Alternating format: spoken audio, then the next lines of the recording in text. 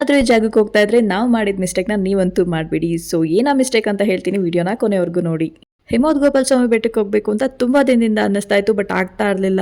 But ಒಂದಿನ without any planning ನಾವು ಬೆಳಗ್ಗೆ ಹೊರಟ್ವಿ ಮನೆಯಿಂದ. ಚನ್ನರಾಯಪಟ್ಟಣದಿಂದ 7 ಗಂಟೆಗೆ ಮೈಸೂರು ಬಸ್ ಹತ್ತಿ 9:30 ಅಷ್ಟಲ್ಲೆಲ್ಲ ನಾವು ಮೈಸೂರಲ್ಲಿ ಇದ್ವಿ. ಅಲ್ಲೇ ತಿಂಡಿ ಮಾಡ್ಕೊಂಡು ಅಲ್ಲಿಂದ ನಾವು ಹತ್ತಿದ್ದೆ ಗುಂಡ್ಲುಪೇಟೆ ಬಸ್. ಮೈಸೂರಿಂದ ಗುಂಡ್ಲುಪೇಟೆಗೆ ಬಸ್ಗಳು ಫ್ರೀಕ್ವೆಂಟ್ ಆಗಿರುತ್ತೆ ಅಂಡ್ ಅಷ್ಟು ರಶ್ ಇರಲಿಲ್ಲ, ಫ್ರೀ ಆಗಿತ್ತು. ಮೈಸೂರಿಂದ ಗುಂಡ್ಲುಪೇಟೆಗೆ ಡಿಸ್ಟೆನ್ಸ್ 60 ಕಿಲೋಮೀಟರ್ಸ್. ಸೊ ನಾವು ಅಲ್ಲಿ ರೀಚ್ ಆಗೋಷ್ಟರಲ್ಲಿ 12:30 ಆಗಿತ್ತು.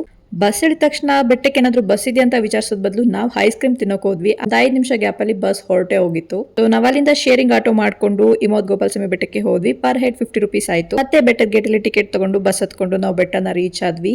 ಬಸ್ ಅಲ್ಲಿ ಹೋಗ್ಬೇಕಾದ್ರಂತೂ ವ್ಯೂ ಸಖತ್ತಾಗಿರುತ್ತೆ. ನಾವು ದೇವಸ್ಥಾನ ರೀಚ್ ಆಗೋಷ್ಟರಲ್ಲಿ 1 ಆಗಿತ್ತು. ಕರೆಕ್ಟ್ ಆಗಿ ಮಧ್ಯಾಹ್ನ ಟೈಮಲ್ಲಿ ಹೋಗಿದ್ವಿ. ಬಿಸಿಲೇನೂ ಇರ್ಲಿಲ್ಲ, ಬಟ್ ಆ ಮಂಜನ ನಮ್ಗೆ ಎಕ್ಸ್ಪೀರಿಯನ್ಸ್ ಮಾಡಕ್ ಆಗ್ಲಿಲ್ಲ.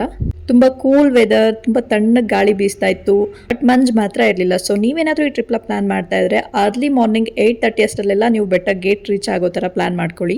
ಬೆಳಗ್ಗೆನೆ ಹೋದ್ರೇನೆ ನಿಮ್ಗೆ ಆ ಪ್ಲೇಸ್ ಹೇಗಿದೆ ಅಂತ ಎಕ್ಸ್ಪೀರಿಯನ್ಸ್ ಮಾಡಕ್ಕಾಗುತ್ತೆ. ಸೊ ಸ್ವಲ್ಪ ಹೊತ್ತಲ್ಲಿ ಕೂತಿದ್ದು ಪ್ರಸಾದ ಕೊಟ್ಟರು. ಪ್ರಸಾದ ತಿಂದು ನಾವು ಮತ್ತೆ ಅದೇ ಬಸ್ ಹತ್ತಿ ರಿಟರ್ನ್ ಗುಂಡ್ಲುಪೇಟೆಗೆ ಬಂದು ಗುಂಡ್ಲುಪೇಟೆಯಿಂದ ಬಸ್ ಹತ್ತಿ ಮತ್ತೆ ಮೈಸೂರಿಗೆ ಬಂದು ಊಟ ಮಾಡಿ ಅಲ್ಲಿಂದ ನಮ್ಮೂರ್ ಕಡೆಗೆ ಬಸ್ ಹತ್ತಿದ್ವಿ.